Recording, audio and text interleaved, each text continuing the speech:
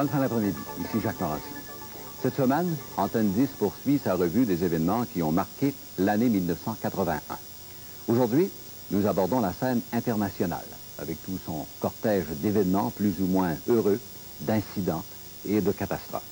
Chaque année, à ce temps-ci, tous les journaux, tous les postes de radio et de télévision passent en revue l'année écoulée.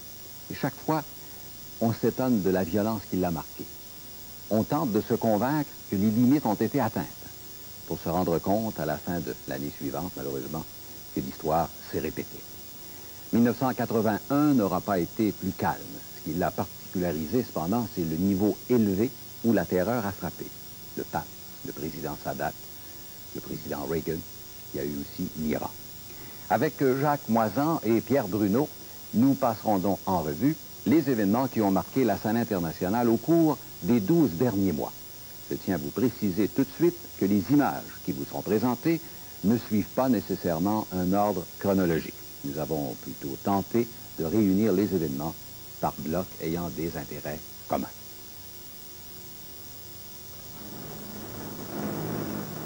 L'un des événements les plus dramatiques de la dernière année fut sans contredit l'attentat meurtrier contre le président Anwar el-Sadat d'Égypte.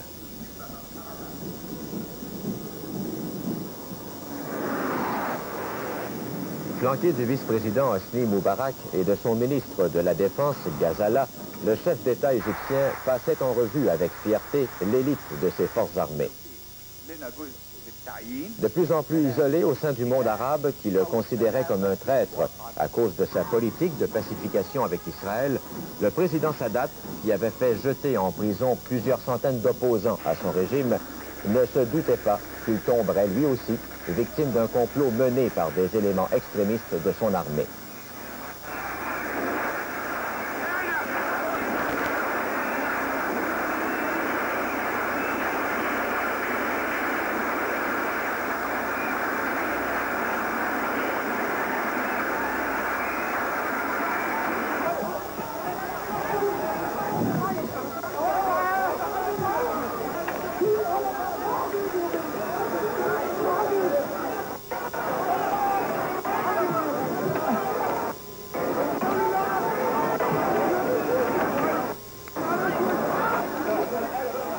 C'était le 6 octobre, 8 ans exactement après la guerre qu'il avait lui-même déclenchée contre l'État d'Israël.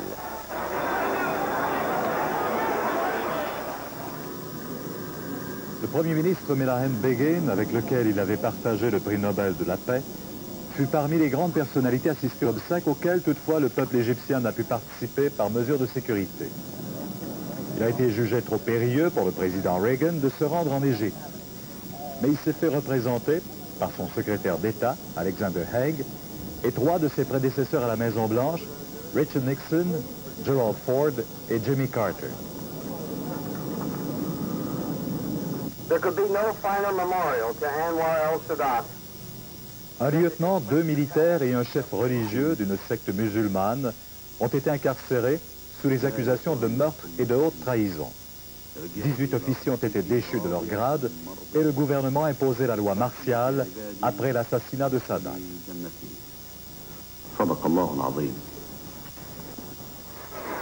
Le 13 mai, le pape Jean-Paul II se déplaçait dans sa Jeep découverte parmi les pèlerins sur la place Saint-Pierre de Rome, comme il le faisait régulièrement. C'est alors qu'un individu a fait feu sur lui à bout portant.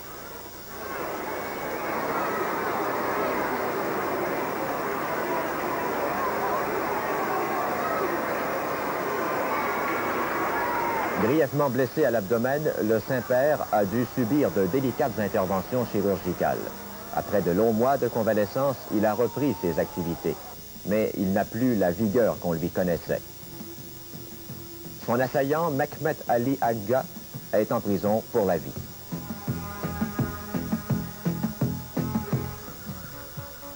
Six semaines plus tôt, le président Reagan avait lui-même été victime d'un grave attentat en sortant d'un hôtel de Washington en compagnie de quelques-uns de ses principaux collaborateurs et d'un nombre restreint de gardes du corps.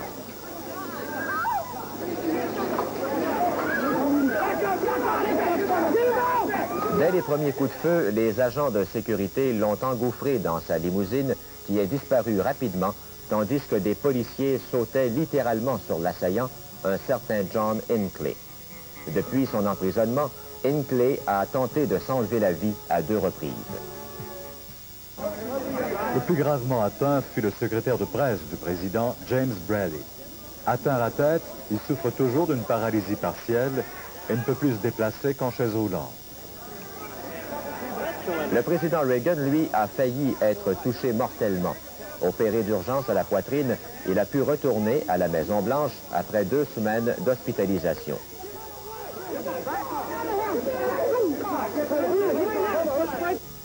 Depuis, on a considérablement augmenté les mesures de sécurité autour du président. Do solemnly swear. I, Ronald Reagan, do solemnly swear that I will faithfully execute the office of President of the United States. That I will faithfully execute the office of President of the United States. And will, to the best of my ability,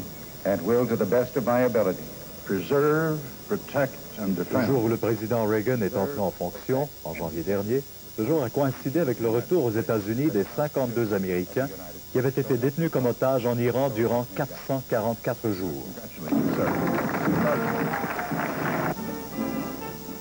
La libération de ces otages d'Iran a nécessité des démarches diplomatiques dans plusieurs capitales. Et c'est finalement par l'entremise de l'Algérie que le transfert des diplomates captifs a été réalisé.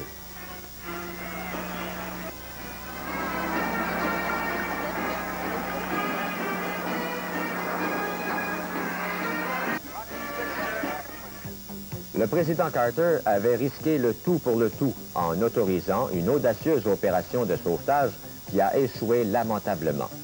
Cet échec lui aura probablement coûté sa réélection à la Maison-Blanche.